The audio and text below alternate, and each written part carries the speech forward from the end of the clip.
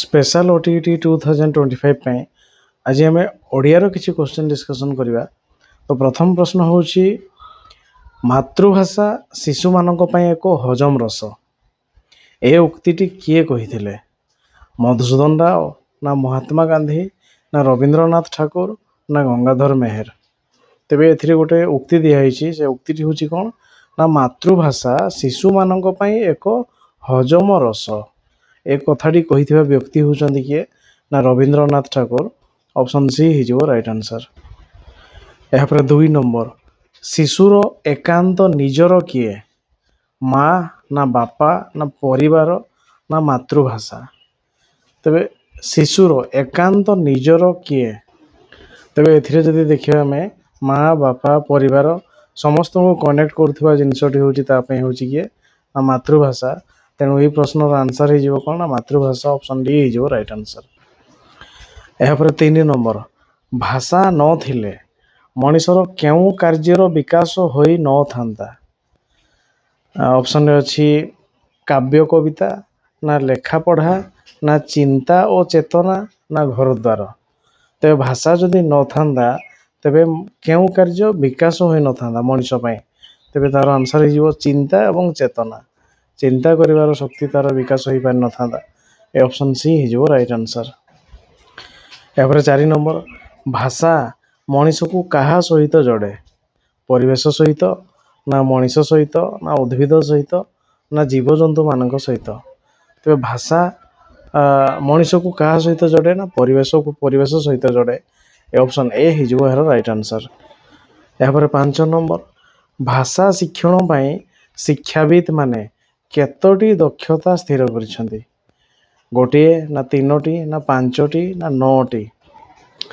ତେବେ ଭାଷା ଶିକ୍ଷଣ ପାଇଁ ଶିକ୍ଷାବିତ୍ ମାନେ 9ଟି ଦକ୍ଷତା ସ୍ଥିର କରିଛନ୍ତି। ଅପସନ୍ ଡି ହେଇଯିବ ରାଇଟ୍ ଆନ୍ସର୍। ଏହାପରେ 6 ନମ୍ବର, ଉଚ୍ଚ ପ୍ରାଥମିକ ସ୍ତରରେ ଆମେ ଗୋଟିଏ ପିଲାଠାରୁ ଅତି କମ୍ରେ ଭାଷାର କେଉଁ ଦକ୍ଷତା ଆଶା କରିବା? ଉଚ୍ଚ ପ୍ରାଥମିକ ସ୍ତରରେ ଆମେ ଗୋଟେ ପିଲାଠାରୁ ଅତି କମ୍ରେ ଭାଷାର କେଉଁ ଦକ୍ଷତା ଆଶା କରିବା? କବିତା ଲେଖିବା, ନା ପ୍ରବନ୍ଧ ଲେଖିବା, ନା ନାଟକ ଲେଖିବା, ନା ଶୁଦ୍ଧ ଲେଖିବା ଓ ଶୁଦ୍ଧ ପଢ଼ିବା? ଉଚ୍ଚ ପ୍ରାଥମିକ ସ୍ତରକୁ ଯଦି ଛୁଆଟି ଆମର ଅଛି ତେବେ ତାଠୁ ଆମେ କ'ଣ ଆଶା କରିବା ନା ସେ ପିଲାଟି ଶୁଦ୍ଧ ଲେଖିପାରୁଥିବ ଆଉ ଶୁଦ୍ଧ ପଢ଼ିପାରୁଥିବ। ଏ ଅପସନ୍ ଡି ହେଇଯିବ ରାଇଟ୍ ଆନ୍ସର୍।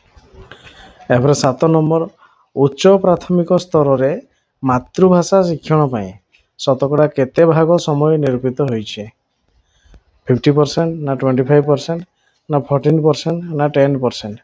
ଉଚ୍ଚ ପ୍ରାଥମିକ ସ୍ତରରେ ମାତୃଭାଷା ଶିକ୍ଷଣ ପାଇଁ ଶତକଡ଼ା କେତେ ଭାଗ ସମୟ ନିରୂପିତ ହୋଇଛି? ତେବେ ଏହାର ଆନ୍ସର୍ ହେଇଯିବ କ'ଣ ନା 14%। ଅପସନ୍ ସି ହେଇଯିବ ରାଇଟ୍ ଆନ୍ସର୍। ଏହାପରେ 8 ନମ୍ବର, ଶିଶୁର ଭାଷା ସମ୍ପର୍କୀୟ ବୋଧଜ୍ଞାନ ଆହରଣ କୌଶଳ କେଉଁ ଦକ୍ଷତାରୁ ଜାଣି ହୁଏ? କଥନ ଆଉ ଲିଖନ, ନା ଶ୍ରବଣ ଏବଂ ପଠନ, ନା ସ୍ୱଶିକ୍ଷଣ, ନା ଶବ୍ଦ ଜ୍ଞାନ ବୃଦ୍ଧି? ତେବେ ଶିଶୁର ଭାଷା ସମ୍ପର୍କୀୟ ବୋଧ ଜ୍ଞାନ ଆହରଣ ସେ କୌଶଳଟା କେଉଁ ଦକ୍ଷତାରୁ ଜାଣି ହୁଏ? ତେବେ ଏହାର ଆନ୍ସର୍ ହେଇଯିବ କ'ଣ ଭାଷା ସମ୍ପର୍କୀୟ ବୋଧ ଜ୍ଞାନ। ସେଇଟା ଶ୍ରବଣ ଏବଂ ପଠନ ଦକ୍ଷତା ହେବ। ଏ ଅପସନ୍ ବି ହେଇଯିବ ରାଇଟ୍ ଆନ୍ସର୍। ଏହାପରେ 9 ନମ୍ବର, କେଉଁଟି ଭାଷା ଉପଯୋଗର ଦିଗ ନୁହେଁ? ଜ୍ଞାନାତ୍ମକ ଦିଗ, ନା ଭାବାତ୍ମକ ଦିଗ, ନା କୌଶଳାତ୍ମକ ଦିଗ, ନା ସୃଜନାତ୍ମକ ଦିଗ? ତେବେ ଭାଷା ଉପଯୋଗର ଦିଗ ନୁହେଁ ବୋଲି କହିଛି। ଦିଗ ନୁହେଁ, ଭାଷା ଶିକ୍ଷଣର ଦିଗ ଯଦି ନୁହେଁ କହିବା ତେବେ ଏହାର ଆନ୍ସର୍ ହେଇଯିବ କ'ଣ ନା ସୃଜନାତ୍ମକ ଦିଗ। ଅପସନ୍ ଡି ହେଇଯିବ ରାଇଟ୍ ଆନ୍ସର୍। ଏହାପରେ 10 ନମ୍ବର, ଭାଷା ଶିକ୍ଷଣକୁ ଆନନ୍ଦମୟୀ କରିବା ପାଇଁ କାହାର ସାହାଯ୍ୟ ନେବା? ଭାଷଣ ପ୍ରଣାଳୀ, ନା ଚକ୍ରେ ଲେଖିବା ଓ କହିବା ପ୍ରଣାଳୀ, ନା ଲୋକଗୀତ ପରିବେଷଣ ପ୍ରଣାଳୀ, ନା ପ୍ରଶ୍ନ ଉତ୍ତର ପ୍ରଣାଳୀ? ଏ ଭାଷା ଶିକ୍ଷଣକୁ ଆନନ୍ଦମୟୀ କରିବା ପାଇଁ ଆମେ এই 4ଟି ଅପସନ୍ ଭିତରୁ କେଉଁଟାକୁ ନେବା? ତେବେ ଏହାର ଆନ୍ସର୍ ହେଇଯିବ ଭାଷଣ ପ୍ରଣାଳୀ ହେଇପାରିବ ନାହିଁ, ଚକ୍ରେ ଲେଖିବା ଆଉ କହିବା ସେ ବି ହେଇପାରିବ ନାହିଁ, ପ୍ରଶ୍ନ ଉତ୍ତର ପ୍ରଣାଳୀ ହେଇପାରିବ ନାହିଁ, ଲୋକଗୀତ ପରିବେଷଣ ପ୍ରଣାଳୀ ଏ ଗୋଟେ ଯଦି ମାଧ୍ୟମ ହୁଏ ତେବେ ଛୁଆମାନେ ଆନନ୍ଦ ପାଇବେ ଏବଂ ଆମର ଶିକ୍ଷଣ ମଧ୍ୟ ଆନନ୍ଦମୟୀ ହେବ। ଅପସନ୍ ସି ହେଇଯିବ ରାଇଟ୍ ଆନ୍ସର୍। ଏହାପରେ 11 ନମ୍ବର, ଭାଷା ଶିକ୍ଷା ପାଇଁ ପ୍ରାଥମିକ ସ୍ତରରେ କେଉଁ ଦକ୍ଷତା ଉପରେ ଗୁରୁତ୍ୱ ଦିଆଯାଏ ନାହିଁ? ପ୍ରାଥମିକ ସ୍ତରରେ ଶୁଣିବା ନା କହିବା ନା ପଢ଼ିବା ନା ବ୍ୟବହାରିକ ବ୍ୟାକରଣ। ତେବେ ପ୍ରାଥମିକ ସ୍ତରରେ ଆମେ କେଉଁଟାକୁ ଗୁରୁତ୍ୱ ଦେଇ ନଥାଉ ବୋଲି କୁହାଯାଇଛି। ତେବେ ଶୁଣିବା କହିବା ପଢ଼ିବା ଏଗୁଡ଼ା ଥିବ, କିନ୍ତୁ ବ୍ୟବହାରିକ ବ୍ୟାକରଣ ଆମେ ପ୍ରାଇମେରୀ ଷ୍ଟେଜରେ ଏତେ ଅଧିକ ଗୁରୁତ୍ୱ ଦିଆଯାଇ ନଥାଏ। ତେଣୁ ଏ ଅପସନ୍ ଡି ହେଇଯିବ ରାଇଟ୍ ଆନ୍ସର୍। ଏହାପରେ 12 ନମ୍ବର, ମାତୃଭାଷା ଶିକ୍ଷାଦାନ କିପରି ସଫଳ ହୁଏ? ସାମଗ୍ରିକ ଭାବରେ ଶିକ୍ଷା ଦିଆଗଲେ, ନା ଭାଗ ଭାଗ କରି ଶିକ୍ଷା ଦିଆଗଲେ, ନା ଆଂଶିକ ଭାବରେ ଶିକ୍ଷା ଦିଆଗଲେ, ନା ଏକାଧିକ ଶିକ୍ଷକ ଶିକ୍ଷା ଦେଲେ। ତେବେ ମାତୃଭାଷା ଶିକ୍ଷାଦାନ କିପରି ସଫଳ ହୁଏ? ତେବେ ଏହାର ଆନ୍ସର୍ ହେଇଯିବ କ'ଣ? ନା ସାମଗ୍ରିକ ଭାବରେ ଶିକ୍ଷା ଦିଆଗଲେ। ଅପସନ୍ ଏ ହେଇଯିବ ରାଇଟ୍ ଆନ୍ସର୍। ଏହାପରେ 13 ନମ୍ବର, ଗୋଟିଏ ପିଲା ଅଷ୍ଟମ ଶ୍ରେଣୀରୁ ଉତ୍ତୀର୍ଣ୍ଣ ହେବା ପରେ ତାର କେତେ ପରିମାଣ ଶବ୍ଦ ଜ୍ଞାନ ହେବା ଆବଶ୍ୟକ? ସେ ଅଷ୍ଟମ ଶ୍ରେଣୀ ଉତ୍ତୀର୍ଣ୍ଣ ହେବା ବେଳକୁ ତାର ୱାର୍ଡ଼ ପାୱାର କେତେ ହେଇଥିବ? 5000, ନା 6000, ନା 7000, ନା 8000। ତେବେ ଏହାର ଆନ୍ସର୍ ହେଇଯିବ କ'ଣ? ନା ଅଷ୍ଟମ ଶ୍ରେଣୀ ଉତ୍ତୀର୍ଣ୍ଣ ହେବା ବେଳକୁ ତାର 8000 ଶବ୍ଦ ଜ୍ଞାନ ହେବା ଆବଶ୍ୟକ। ଅପସନ୍ ଡି ହେଇଯିବ ରାଇଟ୍ ଆନ୍ସର୍। ଏହାପରେ 14 ନମ୍ବର, ଔପଚାରିକ ବ୍ୟାକରଣ ଓ ବ୍ୟବହାରିକ ବ୍ୟାକରଣ ମଧ୍ୟରେ ମୌଳିକ ପ୍ରଭେଦ କ'ଣ? ଶ୍ରେଣୀଗୃହରେ ବ୍ୟାକରଣ ଶିକ୍ଷା, ନା ବ୍ୟାକରଣ ସଂଜ୍ଞା ମୁଖସ୍ଥ କରିବା, ନା ବ୍ୟାକରଣ ନିୟମକୁ ଭାଷାରେ ପ୍ରୟୋଗ କରିବା, ନା ବ୍ୟାକରଣ ପୁସ୍ତକ ଧରି ପଢ଼ାଇବା। ତେବେ ଔପଚାରିକ ବ୍ୟାକରଣ ଏବଂ ବ୍ୟବହାରିକ ବ୍ୟାକରଣ ମଧ୍ୟରେ ମୌଳିକ ପ୍ରଭେଦ କ'ଣ? ତେବେ ଏହାର ଆନ୍ସର୍ ହେଇଯିବ କ'ଣ? ନା ବ୍ୟାକରଣର ନିୟମକୁ ଭାଷାରେ ପ୍ରୟୋଗ କରିବା। ଏ ଅପସନ୍ ସି ହେଇଯିବ ରାଇଟ୍ ଆନ୍ସର୍। ଏହାପରେ 15 ନମ୍ବର, ଧାରଣାର ବୋଧଗମ୍ୟତା କହିଲେ କ'ଣ ବୁଝାଯାଏ? ଯେକୌଣସି ବସ୍ତୁକୁ ଧାରଣା କରିବା, ନା ଭାଷାକୁ ଭଲ ଭାବରେ ବୁଝିପାରିବା ଓ କହିପାରିବା, ନା ଯେକୌଣସି ବିଷୟରେ ନୂତନ ଧାରଣା ସୃଷ୍ଟି କରିବା, ନା ଯେ ଯାହା କହୁ ବୁଝିପାରିବା। ତେବେ ଧାରଣାର ବୋଧଗମ୍ୟତା କହିଲେ କ'ଣ ବୁଝାଯାଏ? ଧାରଣାର ବୋଧଗମ୍ୟତା, ତେବେ ଏହାର ଆନ୍ସର୍ ହେଇଯିବ କ'ଣ? ନା ଭାଷାକୁ ଭଲ ଭାବରେ ବୁଝିପାରିବା ଓ କହିପାରିବା। ଭାଷାକୁ ଭଲ ଭାବରେ ବୁଝିପାରିବା ଏବଂ କହିପାରିବା, ଧାରଣାକୁ ବୋଧଗମ୍ୟ କରିବା। ଅପସନ୍ ବି ହେଇଯିବ ରାଇଟ୍ ଆନ୍ସର୍। ତାପରେ 16 ନମ୍ବର, ଭାଷା ଶିକ୍ଷଣର ସର୍ବପ୍ରଥମ ଦକ୍ଷତାଟି କ'ଣ? ପଢ଼ିବା, ନା ବୁଝିବା, ନା ଶୁଣିବା, ନା ଲେଖିବା। ପ୍ରଥମ ଦକ୍ଷତା ହେଇଯିବ କ'ଣ? ନା ଶୁଣିବା। ଲିସନିଂ, ସ୍ପିକିଂ, ରିଡ଼ିଂ, ରାଇଟିଂ, ଏଗୁଡ଼ା ଲିସନିଂ। ଅପସନ୍ ସି ଶୁଣିବା ହେଇଯିବ ରାଇଟ୍ ଆନ୍ସର୍। ଏହାପରେ 17 ନମ୍ବର, କେଉଁ ଶିକ୍ଷଣ ଭାଷା ପାଇଁ ବିଶେଷ ଉପଯୋଗୀ ଅଟେ? ନିର୍ଦ୍ଦେଶିତ ଶିକ୍ଷଣ, ନା ସ୍ୱଶିକ୍ଷଣ, ନା ଉପଯୁକ୍ତ ଶିକ୍ଷଣ, ନା ଭୟମୁକ୍ତ ଶିକ୍ଷଣ। ତେବେ କେଉଁ ଶିକ୍ଷଣ ଭାଷା ପାଇଁ ବିଶେଷ ଉପଯୋଗୀ ଅଟେ? ତେବେ ଏହାର ଆନ୍ସର୍ ହେଇଯିବ କ'ଣ? ନା ସ୍ୱଶିକ୍ଷଣ। ସ୍ୱଶିକ୍ଷଣ ଯେତେବେଳେ ପିଲାଟି କରିପାରିବ ସେତେବେଳେ ତାହା ଉପଯୋଗୀ, ତା ପାଇଁ ସବୁଠୁ ଅଧିକ ଉପଯୋଗୀ ହେବ। ଅପସନ୍ ବି ହେଇଯିବ ରାଇଟ୍ ଆନ୍ସର୍। ଏହାପରେ 18 ନମ୍ବର, ପିଲାମାନଙ୍କର ବୋଧ ଶକ୍ତିର ବିକାଶ ପାଇଁ ଯେଉଁ ପଠନ କରାଯାଏ ତାକୁ କ'ଣ କହନ୍ତି? ବୋଧ ପଠନ, ନା ଶ୍ରେଣୀ ପଠନ, ନା ତାତ୍ତ୍ୱିକ ପଠନ, ନା ବ୍ୟାପକ ପଠନ। ପିଲାମାନଙ୍କର ବୋଧ ଶକ୍ତିର ବିକାଶ ପାଇଁ ଯେଉଁ ପଠନ କରାଯାଏ, ବୋଧ ଶକ୍ତିର ବିକାଶ ପାଇଁ ଯେଉଁ ପଠନ କରାଯାଏ ତାକୁ କ'ଣ କହିବା? ନା ତାକୁ କହିବା ତାତ୍ତ୍ୱିକ ପଠନ। ତାତ୍ତ୍ୱିକ ପଠନ। ଅପସନ୍ ସି ହେଇଯିବ ରାଇଟ୍ ଆନ୍ସର୍। ଏହାପରେ 19 ନମ୍ବର, ପିଲାମାନଙ୍କର ଜ୍ଞାନର ଅଭିବୃଦ୍ଧି ପାଇଁ ଯେଉଁ ପଠନ କରାଯାଏ ତାକୁ କ'ଣ କହନ୍ତି? ତାତ୍ତ୍ୱିକ ପଠନ, ନା ବ୍ୟାପକ ପଠନ, ନା ଜ୍ଞାନ ପଠନ, ନା ନିରବ ପଠନ। ପିଲାମାନଙ୍କର ଜ୍ଞାନର ଅଭିବୃଦ୍ଧି ପାଇଁ ଯେଉଁ ପଠନ କରାଯାଏ ତାକୁ କହିବା ଆମେ ବ୍ୟାପକ ପଠନ। ଅପସନ୍ ବି ହେଇଯିବ ରାଇଟ୍ ଆନ୍ସର୍। 20 ନମ୍ବର, ବ୍ୟାପକ ଅଧ୍ୟୟନ ପାଇଁ କେଉଁଟି ଆବଶ୍ୟକ? ଉପଯୁକ୍ତ ପାଠାଗାର, ନା ପାଠ୍ୟପୁସ୍ତକ, ନା ଶିକ୍ଷାନୁଷ୍ଠାନ, ନା ଶିକ୍ଷକ। ତେବେ ବ୍ୟାପକ ଅଧ୍ୟୟନ ପାଇଁ କେଉଁଟି ଆବଶ୍ୟକ? ତେବେ ଏହାର ଆନ୍ସର୍ ହେଇଯିବ କ'ଣ? ନା ଉପଯୁକ୍ତ ପାଠାଗାର। ଉପଯୁକ୍ତ ପାଠାଗାର। ଅପସନ୍ ଏ ହେଇଯିବ ରାଇଟ୍ ଆନ୍ସର୍। ଏହାପରେ 21 ନମ୍ବର, ବ୍ୟାପକ ଅଧ୍ୟୟନ କରିଥିବା ପିଲା ତାତ୍ତ୍ୱିକ ଅଧ୍ୟୟନ କରିଥିବା ପିଲାଠାରୁ କେଉଁଥିରେ ଅଧିକ ଥାଏ? ଜ୍ଞାନରେ ବେଶୀ, ନା ବୁଦ୍ଧିରେ ବେଶୀ, ନା ଅଭିଜ୍ଞତାରେ ବେଶୀ, ନା ଜ୍ଞାନ ଓ ବୁଦ୍ଧିରେ ବେଶୀ। ତେବେ ବ୍ୟାପକ ଅଧ୍ୟୟନ କରିଥିବା ପିଲା ତାତ୍ତ୍ୱିକ ଅଧ୍ୟୟନ କରିଥିବା ପିଲାଠାରୁ କେଉଁଥିରେ ଅଧିକ ଥାଏ? तार आंसर हो कौन ना ज्ञान और बुद्धि दुईटा जाक अधिक थाए ऑप्शन डी हो राइट आंसर। यापर 22 नंबर केउ शिक्षादान फल शिक्षार्थीर शब्द ज्ञान बढ़ी थाए पद्य ना गद्य ना अतिरिक्त ना व्याकरण शब्द ज्ञान बढ़ी थाए यार आंसर हो कौन ना जदि पिलाटी गद्य पढ़े जदि पिलाटी गद्य पढ़ गद्य अधिक से विस्तृत भाव में लिखाई थाए और बहुत किसी शब्द रही है से तेज शब्द ज्ञान बढ़ापी गद्य पढ़ापी पड़ो ये ऑप्शन बी हो राइट आंसर। यापर 23 नंबर शिक्षादान केतोटी सोपान अनुसरण करा जाए 3टी ना 4टी ना 2टी ना 5टी तेज शिक्षादान केतोटी सोपान अनुसरण करा जाए तेरे तार आंसर हो कौन ना 3टी ऑप्शन ए हो राइट आंसर। तेरे आम 3टी कही था कौन ना उपक्रम उपक्रम उपस्थापन एवं प्रयोग किंतु एबे हमर 5टी है जोटा कि आमर engage explore explain elaborate evaluation एगुड़ा रही किंतु पूर्वर आमर रही 3टी तेणु ऑप्शन ए हो राइट आंसर। यापर 24 नंबर गद्य शिक्षादान छात्र छात्री मानू केउ स्तर पर नीरव पठन करने को दि जाए शिक्षकों आदर्श पठन पर ना उपक्रम पर ना प्रयोग प्रश्न पर ना शब्दानुशीलन पर तेज गद्य शिक्षादान छात्र छात्री मानू केउ स्तर पर नीरव पठन करने पड़े ना से आम कौन ना शब्दानुशीलन पर कठिन शब्दर विश्लेषण तापर आम नीरव पढ़ापी कही था ऑप्शन डी हो राइट आंसर। यापर 25 नंबर आनंद उपभोग केउ शिक्षादान प्रधान लक्ष्य गद्य ना पद्य ना गल्प ना व्याकरण तेरे आनंद उपभोग केउ शिक्षादान लक्ष्य गोटे आनंद पढ़े पिला माने हूँ कौन ना पद्य नाची खेल से पढ़े तेणु ये पद्य शिक्षादान ऑप्शन बी हो राइट आंसर।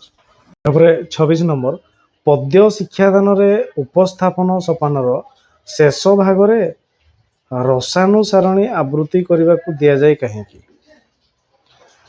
छंदरे आवृत्ति करने ना रस को अनुभव करने ना रस और छंद सह आवृत्ति कविता को बुझापी ना घरे पढ़ापी प्रेरणा लाभ करने तेरे पद्य शिक्षादान उपस्थापन सोपान शेष भाग रसानुसारणी आवृत्ति करने को कहीं दि जाए तेरे तार आंसर हो कौन ना रस और छंद सह आवृत्ति कविता को बुझापी ऑप्शन सी हो राइट आंसर।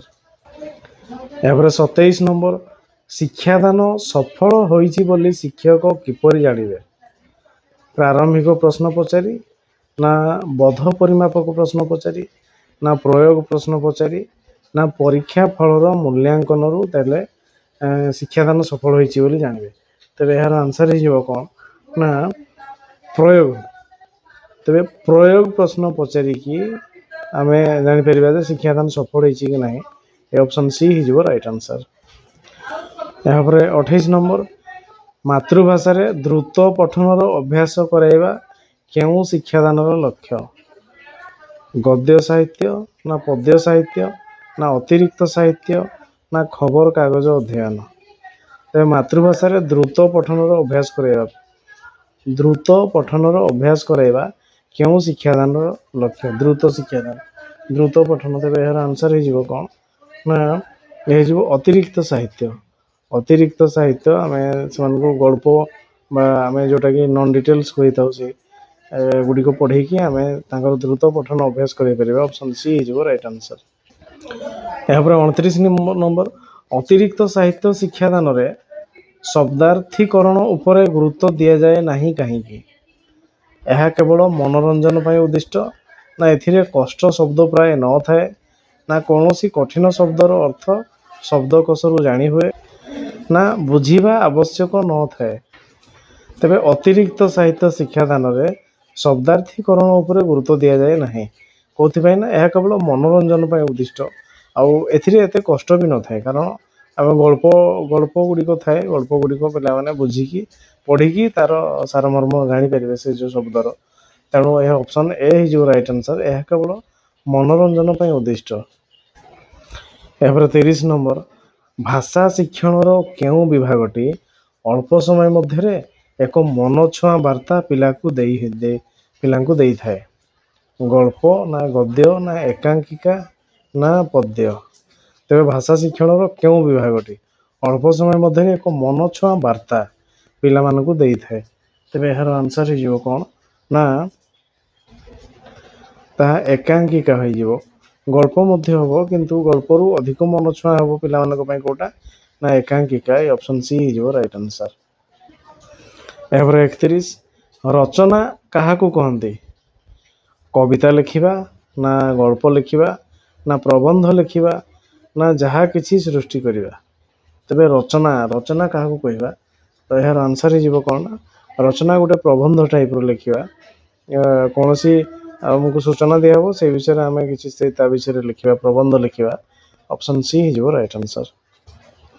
ଏହାପରେ 32 ମନରେ ଥିବା ଚିନ୍ତା, ଚେତନା, କଳ୍ପନା ଓ ତଥ୍ୟକୁ ସଜାଇ ଲେଖିବାକୁ କ'ଣ କହନ୍ତି? ପ୍ରବନ୍ଧ ନା ଉପନ୍ୟାସ ନା ନାଟକ ନା ଗଳ୍ପ। ମନରେ ଥିବା ଚିନ୍ତା, ଚେତନା, କଳ୍ପନା, ତଥ୍ୟକୁ ସଜାଇ ଲେଖିବାକୁ ଆମେ କ'ଣ କହିବା ନା ତାର ଆନ୍ସର ହେଇଯିବ କ'ଣ ନା ପ୍ରବନ୍ଧ। ଅପସନ୍ ଏ ହେଇଯିବ ରାଇଟ୍ ଆନ୍ସର। ଏହାପରେ 33 ଭାଷା ପ୍ରବନ୍ଧେ ଜଗନ୍ନାଥ। ଏଠାରେ ଭାଷା ପ୍ରବନ୍ଧେର ଅର୍ଥ କ'ଣ? ଜଗନ୍ନାଥ ଦାସଙ୍କ ଭାଗବତ ନା ଜଗନ୍ନାଥ ଦାସଙ୍କର ଯେକୌଣସି କବିତା ନା ଜଗନ୍ନାଥ ଦାସଙ୍କର ରଚନାବଳୀ ନା ଜଗନ୍ନାଥ ଦାସଙ୍କ ପୁରାଣ ବ୍ୟାଖ୍ୟା। ତେବେ ଏହାର ଆନ୍ସର ହେଇଯିବ କ'ଣ ନା ଜଗନ୍ନାଥ ଦାସଙ୍କର ଭାଗବତ। ଭାଷା ପ୍ରବନ୍ଧେ ଜଗନ୍ନାଥ। ଅପସନ୍ ଏ ଜଗନ୍ନାଥ ଦାସଙ୍କ ଭାଗବତ ହେଇଯିବ ରାଇଟ୍ ଆନ୍ସର। 34 ପ୍ରବନ୍ଧରେ ଲେଖକଙ୍କର କେଉଁ ଭାବ ପ୍ରତିଫଳିତ ହୁଏ? ପ୍ରବନ୍ଧ ଲେଖାରେ ଚିନ୍ତାଧାରା ନା ଚେତନା ପ୍ରବାହ ନା ମୌଳିକ ଚିନ୍ତାଧାରା ନା ସୁସଂହତ ମୌଳିକ ଚିନ୍ତାଧାରା। ତେବେ ପ୍ରବନ୍ଧ ଲେଖାରେ ତେବେ ଏହାର ଆନ୍ସର ହେଇଯିବ କ'ଣ ନା ସୁସଂହତ ମୌଳିକ ଚିନ୍ତାଧାରା ତାଙ୍କର ଭାବ ପ୍ରତିଫଳିତ ହୁଏ। ଅପସନ୍ ଡି ହେଇଯିବ ରାଇଟ୍ ଆନ୍ସର। ଏପରେ 35 ରଚନା ଲେଖିବା ବେଳେ ଆମକୁ ମୁଖ୍ୟତଃ କେତୋଟି ସୋପାନରେ ବିଭକ୍ତ କରିବାକୁ ପଡ଼େ? 5ଟି ନା 10ଟି ନା ଗୋଟିଏ ନା 3ଟି। ତେବେ ଏହାର ଆନ୍ସର ହେଇଯିବ କ'ଣ ନା 3ଟି। ଅପସନ୍ ଡି ହେଇଯିବ ରାଇଟ୍ ଆନ୍ସର। ସେମିତି ଉପକ୍ରମ, ବିଷୟବସ୍ତୁ ରହିବ, ଶେଷ କଥା ରହିବ, ଏଗୁଡ଼ା ସବୁ ରହିଛି। ଉପକାର ଅପକାର ଯେଉଁ ଶେଷ କଥା ଯେଉଁଟା 3ଟି। ଅପସନ୍ ଡି ହେଇଯିବ ରାଇଟ୍ ଆନ୍ସର। ଏହାପରେ 36 ନମ୍ବର ରଚନାର ଉପକ୍ରମ ସୋପାନରୁ ରଚନା ବିଷୟରେ ମୋଟାମୋଟି ଜାଣି ହୋଇଥାଏ। କ'ଣ ଜାଣି ହୋଇଥାଏ? ତେଣୁ ରଚନାକୁ ଆମେ କ'ଣ କହିବା? ସୂଚୀପତ୍ର ନା ଦର୍ପଣ ନା ପ୍ରତିବିମ୍ବ ନା ପ୍ରାରମ୍ଭ। ଉପକ୍ରମରୁ ଆମେ ରଚନା ବିଷୟରେ ମୋଟାମୋଟି ଜାଣିପାରିବା, ତେଣୁ ରଚନାକୁ ଆମେ କ'ଣ କହିଥାଉ? ତେବେ ଏହାର ଆନ୍ସର ହେଇଯିବ କ'ଣ ନା ଏହା ହେଇଯିବ ଦର୍ପଣ। ତେଣୁ ରଚନାକୁ ଆମେ ଗୋଟେ ଦର୍ପଣ କହିବା। ଅପସନ୍ ବି ହେଇଯିବ ରାଇଟ୍ ଆନ୍ସର। ମାନେ ନଦୀ ବଢ଼ିର ଯଦି ରଚନା ଲେଖିବା ତେବେ ନଦୀ ବଢ଼ିର ମିରର ଟାଇପର ଆମେ ସେ ରଚନାଟିକୁ କହିପାରିବା। Option B right answer. ଏହାପରେ 37 ରଚନାର ମୁଖ୍ୟ ବିଭାଗ ବୋଲି କାହାକୁ କୁହାଯାଏ? ପ୍ରାରମ୍ଭ ନା ବର୍ଣ୍ଣନା ନା ବିଷୟବସ୍ତୁ ନା ଉପସଂହାର। ତେବେ ଏହାର ଆନ୍ସର ହେଇଯିବ କ'ଣ ନା ବିଷୟବସ୍ତୁ। ଅପସନ୍ ସି ହେଇଯିବ ରାଇଟ୍ ଆନ୍ସର। ଏହାପରେ 38 ପ୍ରାବନ୍ଧିକର ନିଜସ୍ୱ ଚିନ୍ତାଧାରା କେଉଁ ବିଭାଗରେ ପ୍ରତିଫଳିତ ହୁଏ? ନିଜସ୍ୱ ଚିନ୍ତାଧାରା ଚେତନା ପ୍ରବାହ ନା ଲେଖାର ଶୈଳୀ ନା ଉପକ୍ରମ ନା ଉପସଂହାର। ତେବେ ପ୍ରାବନ୍ଧିକଙ୍କର ନିଜସ୍ୱ ଚିନ୍ତାଧାରା ତେବେ କେଉଁଠି ପ୍ରତିଫଳିତ ହୋଇଥାଏ ନା ଉପସଂହାରରେ। ଅପସନ୍ ଡି ହେଇଯିବ ରାଇଟ୍ ଆନ୍ସର। ସେ ଯେଉଁ ତାର ପଜିଟିଭ ନେଗେଟିଭ ଗୁଡ଼ା କହିଥାନ୍ତି ସେ ନିଜସ୍ୱ ଚିନ୍ତାଧାରା। ଅପସନ୍ ଡି ହେଇଯିବ ରାଇଟ୍ ଆନ୍ସର। ଏହାପରେ 39 ବିଦ୍ୟାଳୟରେ ଲେଖିବାକୁ ଥିବା ରଚନା କେଉଁଠାରେ ଲେଖିବା ବିଧେୟ? ବିଦ୍ୟାଳୟରେ ଲେଖିବାକୁ ଥିବା ରଚନା କେଉଁଠାରେ ଲେଖିବା? ଘରେ ନା ଶ୍ରେଣୀ ଗୃହରେ ନା ରଚନା ବହିରୁ ଉତାରିବା ସ୍ଥାନରେ ନା ଶିକ୍ଷକଙ୍କ ଶ୍ରୁତ ଲିଖନ ପ୍ରକ୍ରିୟାରେ।